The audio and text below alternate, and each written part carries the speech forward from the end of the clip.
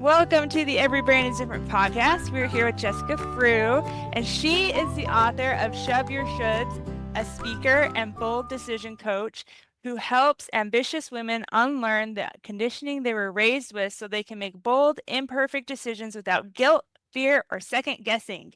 As a speaker, author, and coach, she blends personal experience, including navigating divorce, a mixed orientation marriage, and blending families, with a proven decision-making framework to guide women back to trusting their intuition. Whether on stage, in coaching, or through her book, her mission is to help women stop living by everyone else's rules and start living boldly, unapologetically, and in full alignment with who they were created to be. Welcome to the show, Jessica. Hey, thank you for having me. I'm so excited to be here this morning. I am so excited to have you here because you don't necessarily have experience with the neurodivergent population, as I understand it, but the book, Shove Your Shoulds, I have it right here, is perfect for moms raising neurodivergent kids. And as someone who read most of the book because I got distracted, I loved it.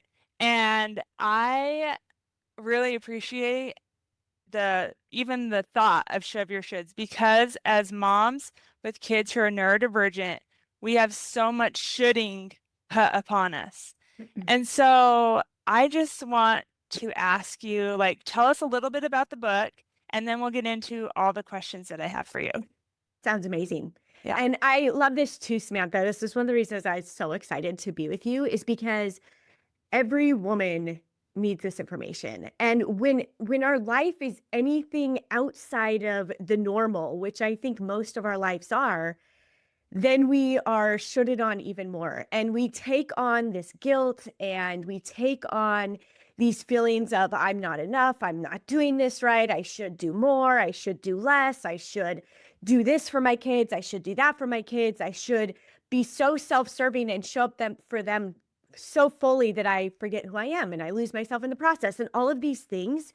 And it's such a lie, and it doesn't really serve anybody or help any of us, but it is so hard. So when our life and our kids' lives look anything but quote unquote normal, then this should is piled on even heavier. And in the book, I go through how we release those shoulds and how we identify that we're even carrying them. We were taught at a very young age to disregard what it is we want and need and what we feel, what our instincts are telling us, what our gut is telling us. And then that is piled on as we hit teenage years and as we embrace adulthood. And now we have social media that helps add to that. I think of being the Pinterest mom. I need to show up as X, Y, and Z to be considered a good mom. There's all of this conditioning about what it looks like to be a good woman, to be a good mother, and a good wife, a good partner, like whatever roles we carry in this life. And so in this book, I help you identify those and release them through a decision-making formula. And now people are like, how does decision-making fit into this? We make decisions every second of every day. And if we aren't making decisions that are in alignment for who we are and our situation and what we feel we want and need, then we are out of alignment and life starts to feel heavy and overwhelming and like we can't do it all. And we start piling on those stories in our heads of we're not enough and we're not doing enough and all those things pop up. And so we want to start making decisions that are in alignment for who we are. And we start with small decisions every day. And then we kind of train that muscle so that we can show up for ourselves in those moments when we need to make those big decisions. And this is included in our parenting. We make small decisions in our parenting every day that resonate for us and for our kids. And then when we have to make those big decisions and we make those calls about what is best for us and what we hear our child is saying is best for them and what we feel is best for them, and combining those things, we can take it. We can make those decisions with confidence and clarity and without guilt, and know that we are doing the best we can, and that is more than enough. Yeah, for sure. I love that. Preach. Yeah, yeah. Get it. So I know a lot of parents, when they get the diagnosis, they're very worried, they're very scared, they're not confident in themselves because they just want to do what's best for their kid. And a lot of them have never, maybe they don't even know what autism is or Yeah. ADHD is or any of that. And so how do they trust their gut when the doctor is saying, well, you should do this, you should do this, you should do this, you should do this. And then their parents or other people are like, well, my great aunt's second cousin had a kid with autism and this is what she did. So you should do this. And then there's other people telling you, well, your kid just needs more discipline. And they're trying to tell you to act like your kid is neurotypical and raise them in that way rather Yeah. than in a neurodivergent way. And so in your book, I really like that you had a conflict with someone and you just said that you just created like your own boundaries and you didn't even tell her what you were doing. You just created your own boundaries and lived by those. And slowly she like got the hint, I guess. Yes. Or how would you describe that? Like, basically, my question is, how do you respond when there are people everywhere shitting on Mhm. you? How do you trust your gut when you don't even know very much about the thing that you're trying to decide? Yes. Okay. So, so many important things here is no matter what happens in our lives, people are going to shit on us. They are going to tell us what they should do. And many of these people are people that are well meaning and well intentioned, and they love us and they love our kids and they want to support us and support our children. And they think they know what is best, but they are coming from a perspective of what they know. They are coming from their own lived experiences, their experiences as children, their experiences as parent, which is all great. And again, well intentioned, but it isn't you and it isn't your child. Now, yes, there are experts, there are people who know what they're supposedly talking about and all of these things. But ultimately, what we have to do, our responsibility in any situation, is to get quiet and hear what is speaking to us.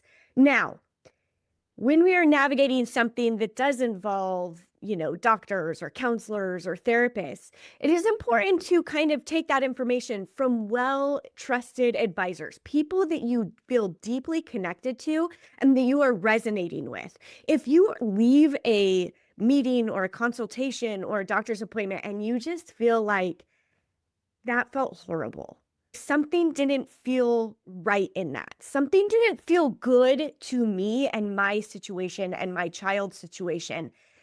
That is a key flag, something signaling to you. That is your gut saying, this isn't all what's best for you in your situation. Maybe there are parts of it that are best for you in your situation. Maybe there are little pieces that are going to work for you and your child, but there's something else that's meant for you. And that's where we want to, I always hesitate because we don't want to overanalyze or over research or any of that. We want to take in information from resources that we really trust and respect. And even if that doesn't hit, I always say that's your information, that it's just not the right path for you. And trust that and listen to what is the right path. And we're going to make mistakes. We are going to do it wrong. We are not going to do this perfectly, but we are going to try what feels best for us and for our children. And we are going to move forward in that direction. And then if it works, we're going to be like, great, I'm going to keep going with this until it no longer works, because inevitably it's not going to work forever. And we are going to take those things and we are going to take them as our own understanding and what feels good. And maybe you take what a doctor says and you try it for a bit and you're like, no, this is not working. I am pivoting. I am doing something different. And we become that voice and advocate for ourselves and for our children. So silencing the noise, which I speak to in the book, is really hard in a digital age when we have so much information at our fingertips. We can overanalyze, we can read everything, and then we are going to have so many voices in our head. And we're going to take in those voices from our parents and from our family members and all of those people. And it's going to be so loud that we can't hear ourselves. And so really what we need to do is start silencing that. And you're right. I silenced somebody in my life who was, some would say like, well, that's an important person. You need to have their voice in their life. It's my husband's ex-wife who we co-parent with. They have children together. But ultimately that voice from her in my head wasn't serving me and my relationship with our kids, because it was nothing but negative. It was cruel. It was harsh. It wasn't true to who I was. And so by silencing that voice again, without even telling her I was setting these boundaries, because boundaries are about what we do and not what we require other people to do. Now, if they go against those boundaries, we are responsible for how we act and respond in setting that boundary. So, example with her, since you brought that up, is I chose to not engage. So I made this decision that like I no longer need to communicate with this woman. It isn't serving her kids, it isn't serving me, it isn't serving my husband, and honestly, it wasn't serving her. And so I was like, I am no longer communicating. So when she would text, when she would call, I wouldn't answer, I wouldn't respond. And if the text was something that needed to be followed up on, I would respond sometimes with saying, "Hey, I let Matt know. I forwarded this on to him." So it channeled that communication path to my husband, to her actual co-parent, to the person who is responsible for these kids and their well-being. Not that I am not, I have some responsibility in that. But ultimately, those two are the decision makers for their kids. I am here to support. And so when we can start setting those boundaries in that way of, oh, I don't have to vocalize everything. I can be clear, very clear, but I don't have to say, hey, I'm not taking your advice or I'm done listening to you. We might want to, though, of saying in a conversation when a parent is coming at us or a loved one who is very well intentioned and we love, be like, this is not helping or supporting me right now. I don't need your advice or input. What I need is what would feel supportive to me and my child right now is, and put things out there that are clear. And you know what? Because we are creatures of habit, they're probably going to keep doing that several more times before they really get the hint and they stop doing it. If they are somebody worth having in your life, if this person is important, they will start getting the hint and shut down that on their own. They might need a reminder every once in a while, but they are going to, you will see them intentionally try to stop doing that.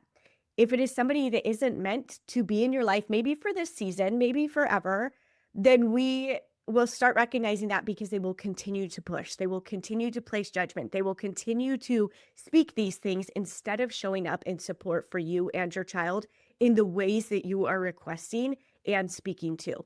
So that kind of was a lot shoved into one, but it really is about silencing the noise. And often that comes in the form of boundaries. That's kind of how those two things come together. But it is on us to set the boundary, to respond when the boundary is crossed, and to understand how we are going to take action to enforce that and how we are going to enforce the things that are happening and respond to those things. Yes. My next question was about boundaries and you answered it. So that is There we fantastic. go.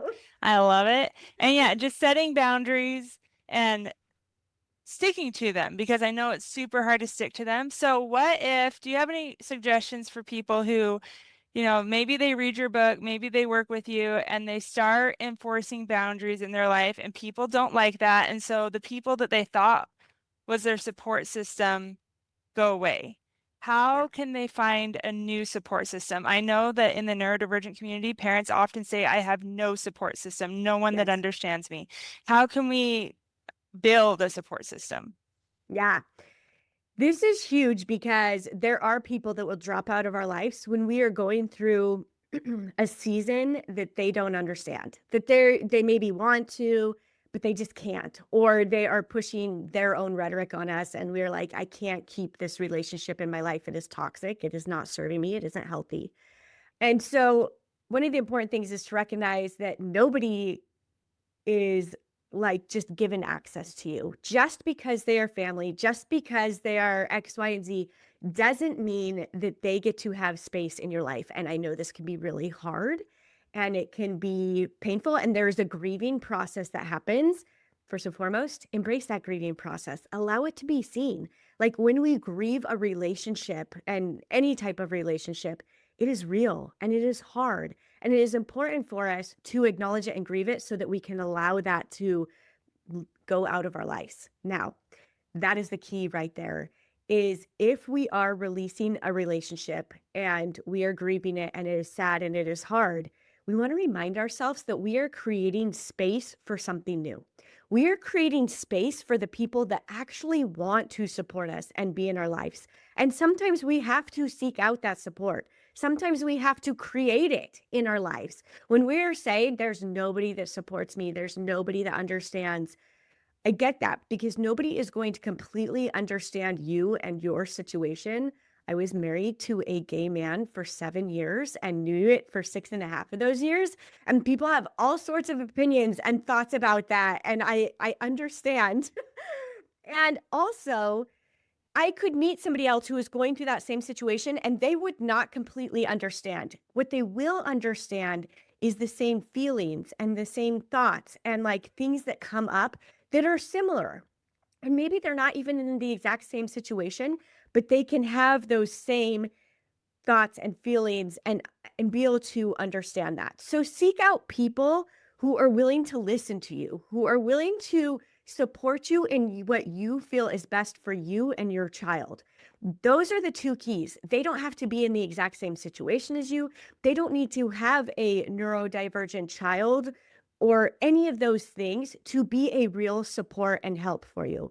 The people that feel like support and help and uplift are those people who are willing to listen without judgment and without needing to logically understand what you are going through or what you're doing or what decisions you're making, but the people who create space for you to be and to do and who are saying, hey, I want to do X, Y, and Z. Or ask what would be supportive. I know that sometimes it's hard to know, but also they're willing to understand. Or when they make mistakes, be like, hey, I understand that wasn't helpful. What can I do better? How could I have said that better? And try to understand those things. And so I think when we truly embrace that, when we trust our gut intuition, when we set those boundaries that we know we need to set, and we start seeing people leave our lives, that we're realizing this is creating space for what is truly meant for me in my life. This is what is creating the support system that is actually going to serve me. Because when we keep toxic people in our lives, it's just draining us more. And we are really feeling unsupported because we can't even support ourselves because we're like navigating these relationships with people and it's not serving anyone. And so those are kind of some suggestions there, just like tip of the iceberg stuff. But that reminder is important. The reminder that this is creating space for something that is going to feel good and supportive to me. Yeah, for sure. If you don't let go of the relationships that aren't serving you, you won't have room in your life for the relationships that do serve you. I think 100%. that's super important to remember. Like you have to sacrifice some things that may be hard. I feel like that's a theme in your book too, like with the clients that you work with, like they had to do really hard things and then they Yeah. came out on the other side being a lot better and understanding themselves more and just being happier in Yeah. general with what decisions that they were making. And one of the tricky things is this in this process is our brain is trying to protect us in keeping these relationships intact or keeping us in a situation that feels safe for the moment. It's, oh, but this is what I've known. If I just keep carrying this load, if I keep being the peacemaker, if I keep just allowing myself to be walked on and listen to their crap that they're spewing at me, then it'll be okay. At some point, it'll ease up. And I'm like, no, this person has showed you who they are time and time again. The longer you let it last, the harder it's going to be. The more damaged the relationship will be in the long run, and the more beat up you will come out on the other side. If we can do the hard thing earlier on, it is easier. It is hard in the moment. It is easier in the long run, and it feels so much lighter. And you get to have peace while doing it, which is such a weird thing. If you are forcing a relationship, if you are forcing a situation with your kid that isn't serving you because it's what you were told you should do and what you're supposed to do, and it feels, oh, I'm just supposed to keep going. I'm just supposed to keep going, but you feel it's not right, that ultimately isn't going to get you to where you want to go. That ultimately is going to be harder in the long run and more damaging than if you take the action that feels really scary and really hard right now. You get a peace that comes through all of it that you don't when you push through. Yes, yes. You know how they snap? I'm just gonna snap to that. I love it. Okay. I feel like I really want to raise my kids so they don't grow up needing to relearn all of this. Yes. So, do you have any suggestions on how I can help my kids learn early that they should not be shitted on? Like this morning, for example, after I was reading part of your book and my son posted, like, he is convinced that he can only post on YouTube at 8 o'clock in the morning. And if he doesn't post at 8 o'clock, then everything is ruined. And because he was like waiting, like counting down the minutes to post at 8 o'clock. And I'm like, you should just post it now. And I almost said, you should just do this. And instead I said, you could do this, but it doesn't really matter. Like, you could do this if you wanted to. But if you want to post at 8, that's cool too. And he was like, yeah, I know I could, but I want to post at 8. And so I'm trying to relearn like Mm-hmm. language. What suggestions do you have for how we can talk to our kids so they don't have to relearn this as adults? Okay, so starting off, that is an amazing shift that you made right there. Taking the should and changing it to a could is such a big deal for us and for our kids. Of just helping them see that there's other options, helping us see that there's other options. Often when we are shoulding on ourselves, I like the word should because I don't like it, but it's an easy indicator of where we are placing judgment on ourselves. I should do this. I should do this. And sometimes it shows up as I have to. If it is like an intense feeling of I have to, then often it's coming from a place of should or a place of judgment. So changing those things is important. But the number one thing for you to be able to support your kid in releasing their own should is for you to take care of yours. And that is the biggest thing that will impact your children. If you understand where you are placing judgment on yourself and how it isn't serving you, then you see it when you are parenting. Then you are like, oh my gosh, my kid is carrying this should because he heard somewhere he has to post at 8 a.m. Like that is the ideal time to post on YouTube. My guess is that's kind of where that's coming from. Something told him that's the time. And so they're so hyper fixated on it and they can't release it because if they don't do it then what does that mean about them? What does that mean? And sometimes it is just what they want to do. And that's great. Like they have it in their head and we support that. We're like, hey, I am here supporting you until they realize maybe it isn't serving them. If that comes up or until something shifts. And then we don't go into like, I told you so, or if you had done this the way I suggested in the beginning, X, Y, and Z when it have happened, we come at it from, okay, so what do you feel is best for you to do now? And I always say best. I meant to point this out earlier because I'm not coming from a place of right or wrong or good or bad, because that is placing judgment on our actions, on our feelings, on the things we do.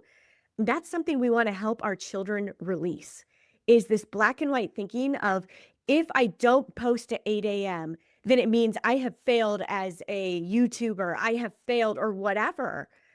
Or like it's the right time to post, but instead it gives space for that nuance because life is all gray. It is complete gray. Our brain wants to believe it's about black and white because it feels safe in that, but it is all gray. And so giving them that space, I think of my daughter she's turning 16 tomorrow. Holy crap. But she often is, well, is it bad that I want that? Is it wrong that I'm doing that? And I'm like, no. This is what you want and what you feel is best for you. And even if I don't agree with it or have a hard time coming around to it, that's okay. I still want to hear about it. I still want to be here to support you so I can understand and support you as you navigate it. And like my ex-husband has a really hard time sometimes with that. He's a very black and white thinker, which is hilarious considering everything he's been through. But he is still very black and white. And he'll be like, but she has to do this. She has to do this. I'm like, why? Stop putting that on her. And I was like, did that serve you when people did that to you? He's like, no. I'm like, okay. So let's release this and let them explore and find out who they are and let them make mistakes along the way, because ultimately that's how we gain confidence is in the mistakes of realizing I can make a mistake and I'm still okay on the other side. So release the should for yourself is number one, because number two, it will lead you into seeing how and where you are shoulding on your kids. And it comes up in small ways and we can acknowledge it and say that. There are things that I never thought I'd be okay with my daughter wearing. And I'm like, listen, because she'll ask me, is this wrong? Is it bad if I wear this? And I'm like, this is up to you. This is your body. And I know who you are and what you stand for. And so really, why does it matter what you're wearing? This isn't some signal of anything. It's just what we are conditioned to believe about our clothes. And so releasing some of those things, it just trickles down and it's huge. And replacing that language with, you could do that, or, you could post to 8, or there are other options here. You could, do that thing, wear those clothes, or you could do this. You could make sure you're doing it for you and not for somebody else. And that coming back to that of you have nothing to prove. Your worth is innate, and having those conversations. But it really comes down to a lot of releasing that should. Yes, I love, yeah, because that's where that came from was I was thinking about the shoulds that I have in my life and when Mhm. people tell me you should do this and how that makes me feel. And Yeah. then so when I was talking to him, I was like, you should. Uh, so yeah, I love that. Well, I could talk to you all day. We are going to have an extended talk on YouTube for people to see if they want to, but we're going to wrap this up now. Where can people find you online? Where can they find the book? Yes. So you can go get the book at shoveyourshoulds.com. It is free. You just cover shipping and handling. I want to get this in as many hands as possible. I want to make it accessible for anybody. And so that's kind of why it is priced like that. And there are other things you can pick up along the way when you purchase it, but I know there's power in it. And so I took all of my years of coaching and lived experience and put them into a very easy to read book and put it at a price point that ideally most people can have it, which is free. Again, you just pay shipping and handling. So go to shoveyourshoulds.com to pick up the book. And you can find me on Instagram at Hey Jessica Frew. I'm also on a lot of other platforms, but that is where I'm the most active. That is where if you drop into my DMs, I will respond to you. It is 100% me there. So that is where I always suggest people go. Awesome. And yeah, you have a lot of resources like in the book too. At the end of every chapter, you have like questions to ask yourself and then QR codes to different resources. And I just think it's fantastic. Our last question is, what do you do for fun? Oh man. First of all, working is fun for me. I am so passionate about what I do in helping women.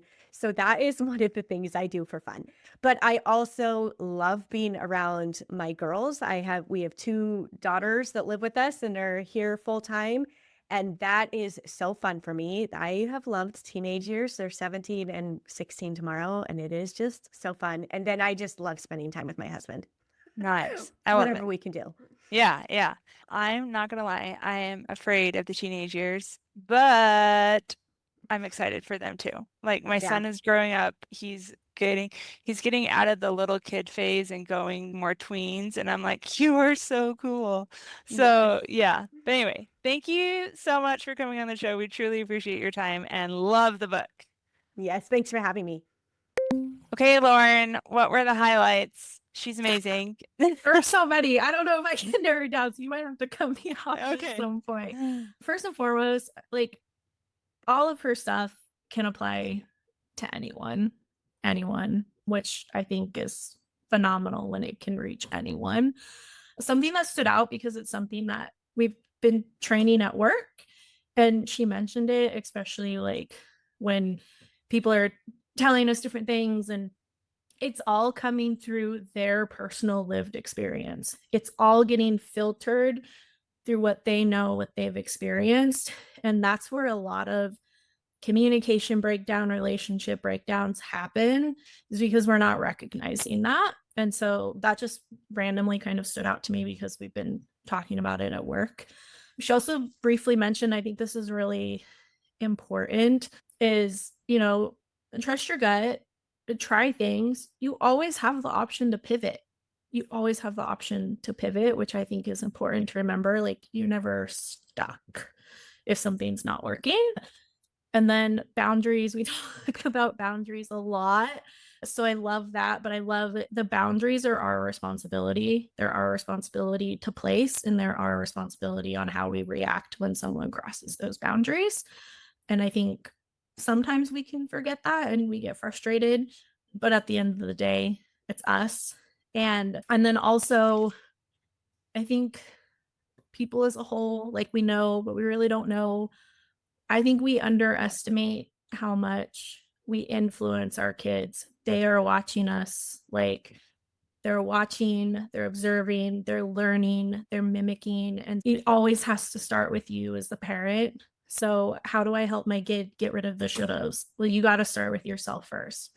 How do I teach my kid how to regulate? You got to start with yourself first. If you can't do it, if you can't model it, if you can't show it, that can't is going to trickle down to them. And so I think that's an important thing. And then I always say this when someone says, I should have done something.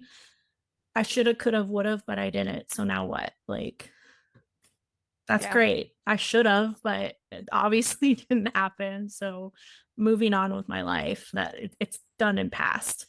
And I think if you can get back to that, and then I just think the whole world would be better if people remembered that it's not black and white. Everything is gray, whether you want to admit it or not. Yeah. There's no perfect box fit. Nothing. There's always an exception. There's always an outlier, and you just got to embrace it and remember it and get rid of the conditioning. There's so much conditioning we have that affects everything we do on a daily, and it's so hard to let go of, but when you can, it's so freeing. And I think especially with the conditioning, because I see this a lot, and I've seen it with my friends with their kids and their family, either not getting it, not putting in the effort, anything. Like, just because they're family, like, you can create space for other people to be that family, that support, and it's going to be okay. Just because they're blood, whatever. Like, I think that's something to remember, because I've seen people in my life struggle because their family, I have to listen to them. I have to create space for them. I have to do this. And you don't. If it's not benefiting you, you don't have to. And I think that's something to remember. Yeah. And I love what you said about boundaries. Like, we've talked about boundaries on this show before, but just boundaries are for you. They're not for anybody else. And if people aren't adhering to those boundaries, I guess, then that's your job to enforce them. It's not their job to change. It's your job to enforce them. And she talks a lot about boundaries in the book, which I think is amazing. And if they want to be in your life, they will change on their own. Yeah. And yes, like she said, it might take a couple times, but at the end of the day, like, you do what you need to do, set those boundaries. And like she said, you don't have to tell them that you put them in place. Like, specifically, they'll figure it out if they want to. Yeah, for sure. So. Yeah. Jessica is just an amazing person. And the book, Shove Your Shoulds, go get it and read it. It's a short book. It's like big font and 150 pages. That's my lots of spaces and lots of spacing. And so it's not a super long read. Like a tedious read. Yeah. Like, it's not tedious, and it's just super impactful. And she has like resources and questions to ask yourself at the end of every chapter. And I just think it's amazing. So everyone should get it. Yeah. Or you could get the book. Recommend. So, yeah. Thank you for listening this week, and go on YouTube to see the extended conversation that we had with Jessica. If you want to, you don't have to, but and we'll see you next week.